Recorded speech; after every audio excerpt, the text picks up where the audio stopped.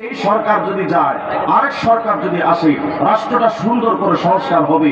ওই সরকার যখন ক্ষমতায় আসছে, তারাও দুর্নীতিবাজ, তারাও চোর, তারাও চিটিংবাজ, দেশে বিদেশে তারা গাড়ি বাড়ি অট্টালিকা হাঁকাতো। তখন আবার আমরা আন্দোলনে ঝাঁপিয়ে পড়ি যে না, ভেবেছিলাম এই সরকার দ্বারা আমাদের রাষ্ট্র সুন্দর হবে, কিন্তু দেখি এই সরকার আগের সরকারের থেকে আরো খারাপ। নে এবার আন্দোলন কর, আবার একে নামা। ওই সরকারকেও নামালাম, পরে আরেক সরকার আসলো, সেই সরকারকেও নামালাম। এভাবে করে 53টা বছর আমার বাংলাদেশের মানুষ একটার পর একটা সরকারের পরিবর্তন ঘটিয়েছে, একটার পর একটা নেতার পরিবর্তন ঘটিয়েছে।